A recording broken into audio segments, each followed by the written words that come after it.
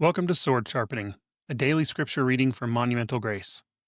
Our objective is to help people struggling with suicide follow Christ, replacing their despair with His divine purpose, transforming their darkest moment into a beacon of His light as they encounter God's monumental grace. I'm Chuck Kelly, and the purpose of the Sword Sharpening podcast is simple: to slow down, stay in one book of the Bible, and sharpen our knowledge and usage of Scripture through repeated exposure to the Word. Each day, for 1 month, we read the same book of the Bible together, not to rush through God's Word, check off a list, or complete a Bible in a year plan. We want to know Scripture deeply, faithfully, and accurately. As God's Word is repeated day after day, patterns emerge, doctrine becomes clearer, convictions deepen, and truth settles into the heart. We learn it and know it like never before. The author of Hebrews tells us in chapter 4, verse 12, "For the word of God is living and active and sharper than any two-edged sword." So wherever you are, driving, working, praying, or sitting quietly with your Bible open, let the Lord use His word to renew your mind, strengthen your discernment, sharpen your conviction, and conform you to Christ. As we learn more about the book of Philippians, I want to read to you from the Lightning Fast Field Guide to the Bible, written by Matt Whitman. I actually listened to his podcast where he really goes in depth on different books of the Bible and goes verse by verse. But this is a summary that he does of just the book of Philippians. He does each book of the Bible in this book, and it is fantastic. So he starts off with some statistics that I think are really interesting. This is the 50th book in the Bible out of 66.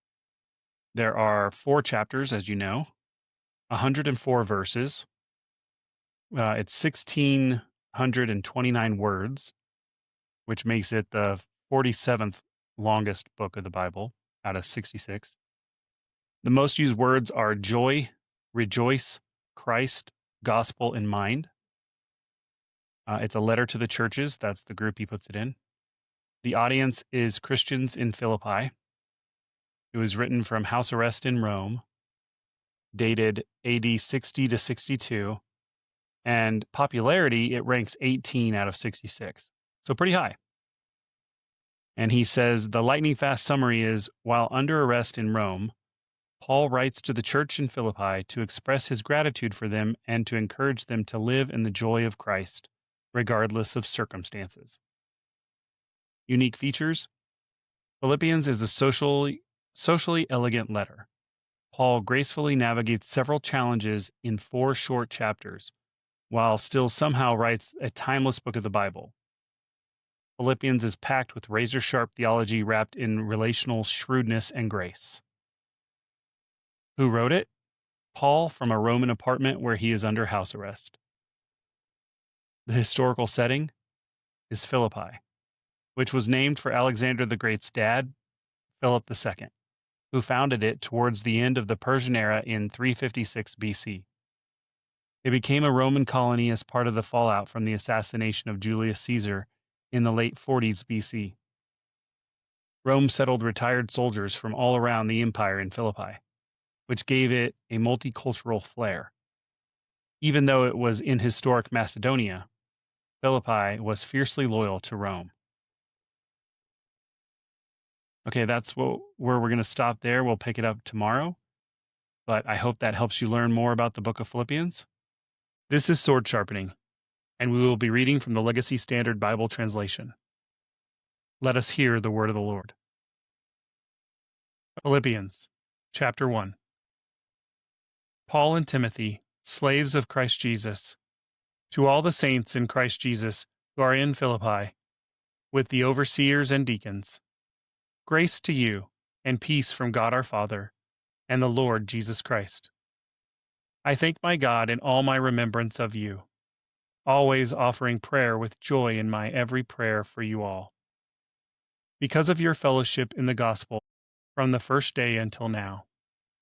For I am confident of this very thing, that he who began a good work in you will perfect it until the day of Christ Jesus.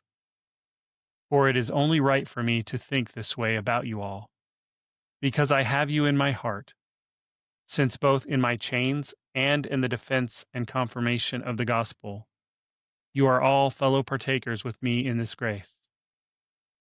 For God is my witness, how I long for you all with the affection of Christ Jesus. And this I pray, that your love may abound still more and more in full knowledge and all discernment, so that you may approve the things that are excellent, in order to be sincere and without fault until the day of Christ, having been filled with the fruit of righteousness which comes through Jesus Christ, to the glory and praise of God. Now I want you to know, brothers, that my circumstances have turned out for the greater progress of the gospel, so that my chains in Christ have become well known throughout the whole Praetorian Guard, and to everyone else, and that most of the brothers, having become confident in the Lord because of my chains, have far more courage to speak the word of God without fear. Some, to be sure, are preaching Christ even from envy and strife, but some also from goodwill. The latter do it out of love, knowing that I am appointed for the defense of the gospel. The former proclaim Christ out of selfish ambition, rather than from pure motives, thinking to cause me affliction in my chains. What then? Only that in every way, whether in pretense or in truth, Christ is proclaimed. And in this I rejoice. Yes, I will rejoice. For I know that this will turn out for my salvation, through your prayers and the provision of the Spirit of Jesus Christ, according to my earnest expectation and hope, that I will not be put to shame in anything, but that with all boldness Christ will even now, as always, be magnified in my body, whether by life or by death. For to me, to live is Christ, and to die is gain. But if I am to live on in the flesh, this will mean fruitful labor for me, and I do not know what I will choose. But I am hard pressed between the two, having the desire to depart and be with Christ, for that is very much better. Yet to remain on in the flesh is more necessary for your sake. And convinced of this, I know that I will remain and continue with you all, for your progress and joy in the faith, so that your reason for boasting may abound in Christ Jesus in me, through my coming to you again. Only live your lives in a manner worthy of the gospel of Christ, so that whether I come and see you or remain absent, I will hear about your circumstances, that you are standing firm in one spirit, with one mind, contending together for the faith of the gospel, in no way alarmed by your opponents, which is a sign of destruction for them, but of salvation for you, and that too from God.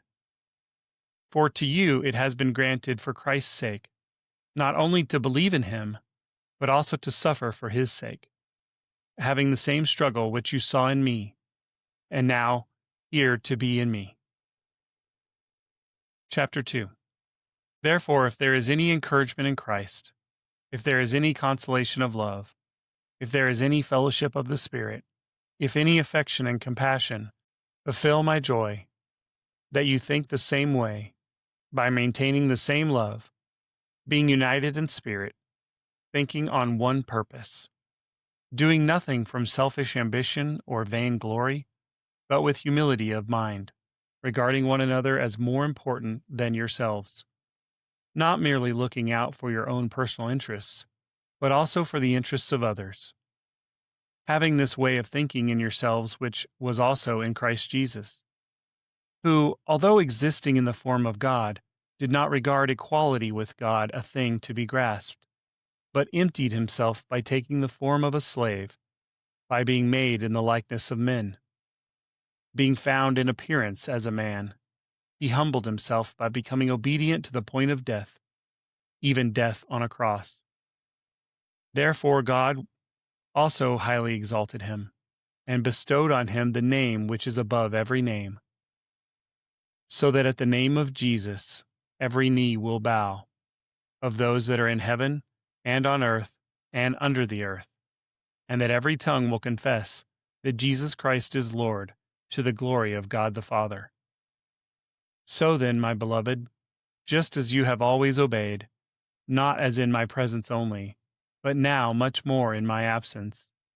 Work out your salvation with fear and trembling, for it is God who is at work in you, both to will and to work for his good pleasure. Do all things without grumbling or disputing, so that you will be blameless and innocent, children of God, without blemish, in the midst of a crooked and perverse generation, among whom you shine as lights in the world, holding fast the word of life, so that in the day of Christ I will have reason to boast, because I did not run in vain, nor labor in vain. But even if I, being poured out as a drink offering upon the sacrifice and service of your faith, I rejoice and share my joy with you all. And you also rejoice in the same way and share your joy with me.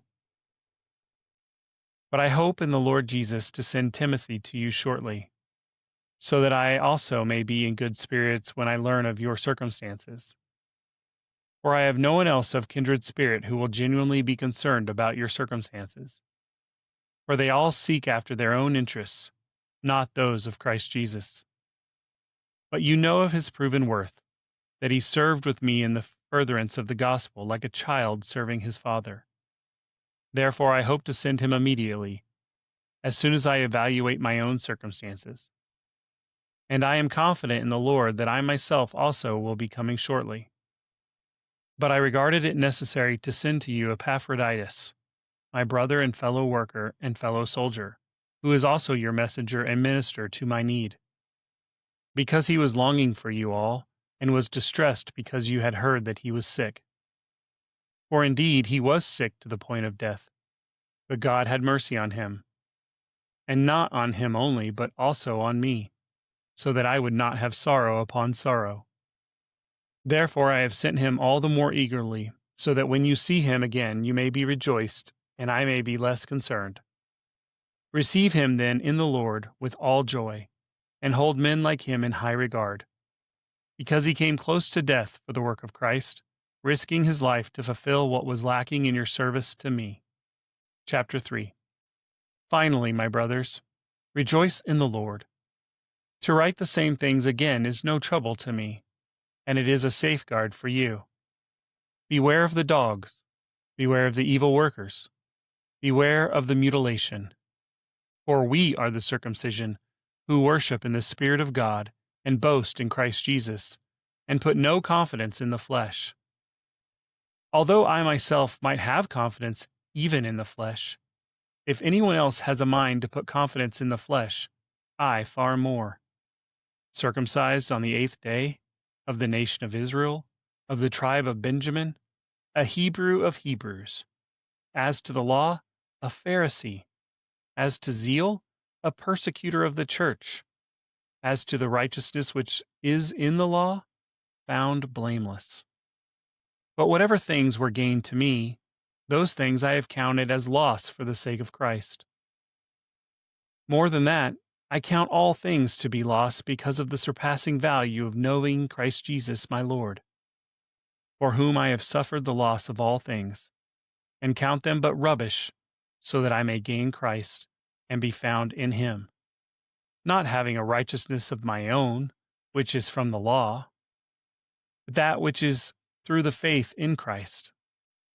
More than that, I count all things to be loss, because of the surpassing value of knowing Christ Jesus my Lord, for whom I have suffered the loss of all things, and count them but rubbish, so that I may gain Christ, and be found in him, not having a righteousness of my own, which is from the law, but that which is through faith in Christ, the righteousness which is from God upon faith, that I may know him, and the power of his resurrection, and the fellowship of his sufferings, being conformed to his death, in order that I may attain to the resurrection from the dead.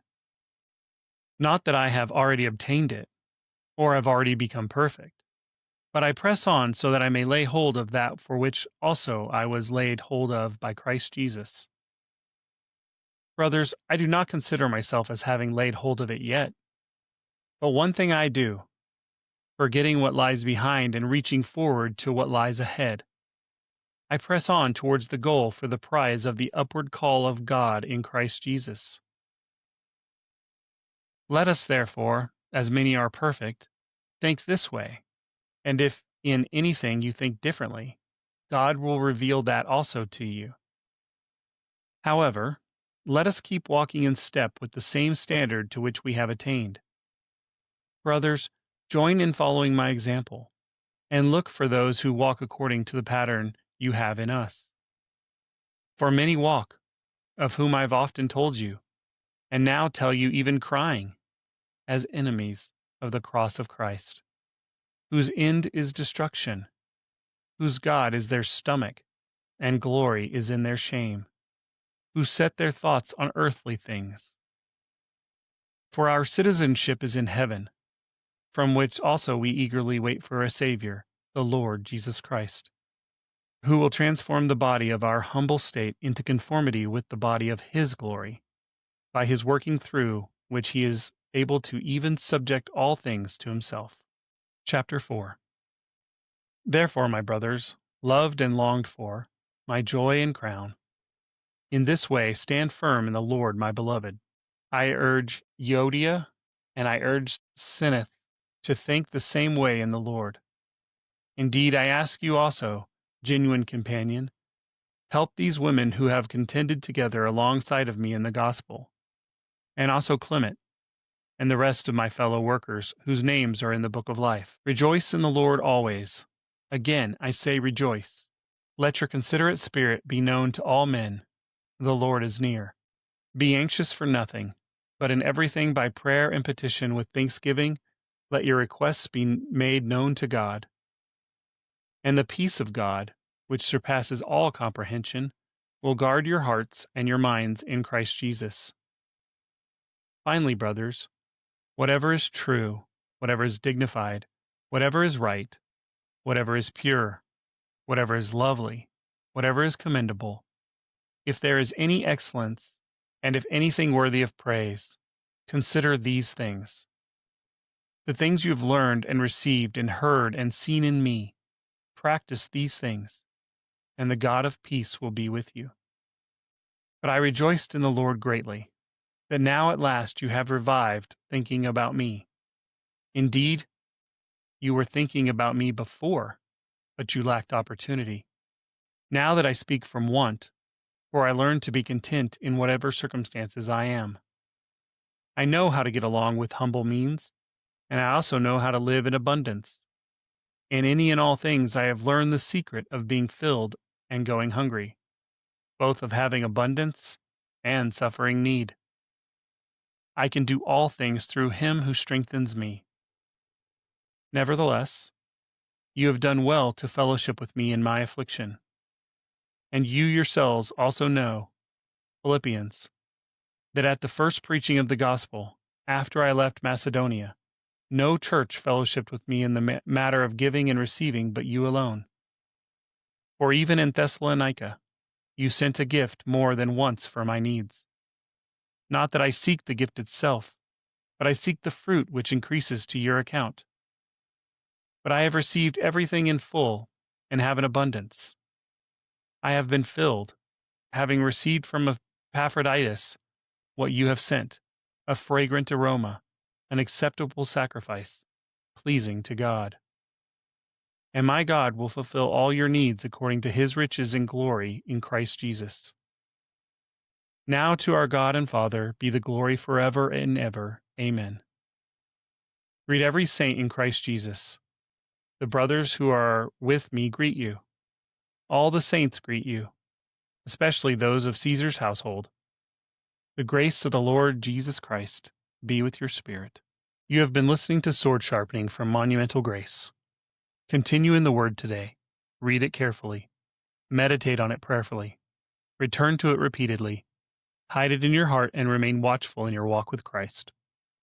As Paul writes in his second letter to Timothy, all Scripture is God-breathed and profitable for teaching, for reproof, for correction, for training in righteousness, so that the man of God may be equipped, having been thoroughly equipped for every good work. If this daily Scripture podcast has encouraged you, share it with someone who needs more of God's Word in their life. May the Word of Christ dwell in you richly. Until tomorrow, put on the full armor of God, stand firm in the faith, and keep your sword sharp.